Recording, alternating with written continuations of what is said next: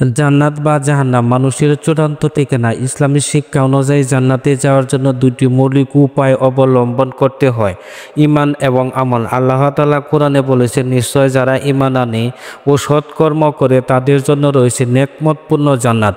এমন কিছু আমল রয়েছে যা আল্লাহ তার রাসূল সাল্লাল্লাহু আলাইহি সাল্লামের নির্দেশিত এবং যেগুলোর মাধ্যমে আমরা জান্নাতের পথে এক ধাপ এগিয়ে যেতে পারি।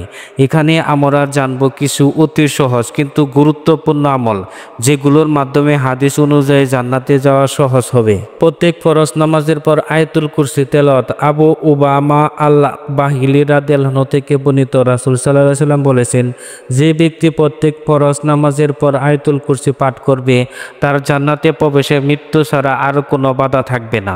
সকাল সন্ধ্যা শাহিদুল ইস্তিগফার পাঠ। হাদিসে এসেছে, যে ব্যক্তি দিনে সকালে দৃঢ় বিশ্বাসের সঙ্গে এই ইস্তিগফার পাঠ করবে এবং সন্ধ্যা হবার আগে মারা যাবে, সে জান্নাতি হবে। আর যে ব্যক্তি রাতে প্রথম ভাগে দৃঢ় বিশ্বাসের সঙ্গে এই দোয়া পড়ে নেবে এবং সে বুড়ে হবার আগেই মারা যাবে, সে জান্নাতি হবে। ওযুর পর 2 রাকাত নামাজ। উকবা বিন আমির রাদিয়াল্লাহু আনহু থেকে বর্ণিত, রাসূল সাল্লাল্লাহু আলাইহি সাল্লাম বলেন, কোনো মুসলিম যখন সুন্দরভাবে ওযু করে দাঁড়িয়ে একাগ্রতার সঙ্গে 2 রাকাত সালাত আদায় করে, তার জন্য তো জান্নাত অবধারিত হয়ে যায়। ওযুর পর কালেমা শাহাদত পড়া। নবীজি সাল্লাল্লাহু আলাইহি সাল্লাম বলেছেন, যে মুসলিম উত্তম রূপে ওযু করার পর কালেমা শাহাদত পাঠ করে, তার জন্য জান্নাতের 8টি দরজা খুলে দেওয়া হয়। সে যে কোনো দরজা দিয়ে ইচ্ছা তাতে প্রবেশ করবে। আজানের উত্তর দেওয়া। রাসূল সাল্লাল্লাহু আলাইহি সাল্লাম ইরশাদ করেন, যে ব্যক্তি মুয়াজ্জিনের আজানের উত্তর ভালোভাবে দিবে, সে জান্নাতে প্রবেশ করবে। 5 ওয়াক্ত নামাজ পড়া। হাদিসে এসেছে, আল্লাহ তাআলা তার বান্দাদের উপর 5 ওয়াক্ত নামাজ ফরজ করেছেন। যে ব্যক্তি তা সঠিকভাবে আদায় করবে এবং অলসতা হেতু তার কিছুই পরিত্যাগ করবে না, আল্লাহ তাআলা তাকে জান্নাতে প্রবেশ করার জন্য অঙ্গীকার করেছেন। গুরুত্বের সঙ্গে ফজর ও আসর আদায়। আবু মুসা আশআরী রাদিয়াল্লাহু আনহু বলেন, যে ব্যক্তি 2 শীতের ফজর ও আসর নামাজ আদায় করবে, সে জান্নাতে প্রবেশ করবে।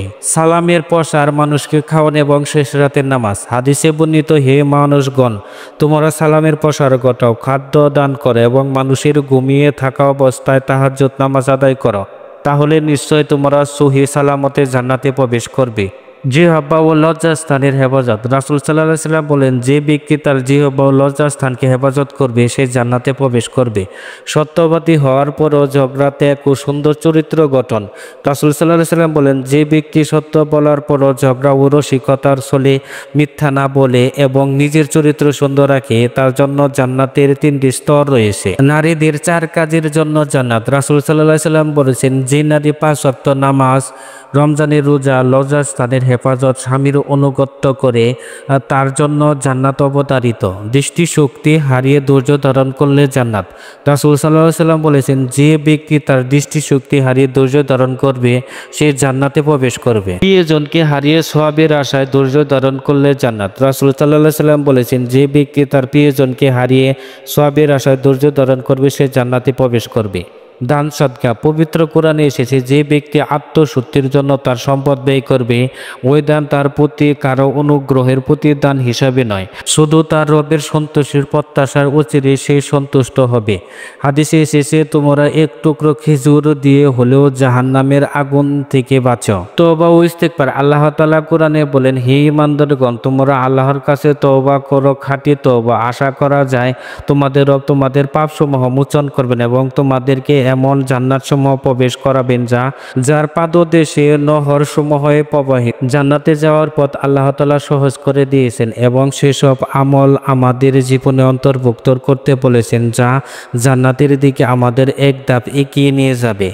ইসলামের নেক আমলগুলোতে রয়েছে জান্নাতের ওয়াদা, আর সেই আমলগুলো যদি একাগ্রতার সাথে করা হয়, তাহলে জান্নাতের পথে পৌঁছানো একদম সহজ।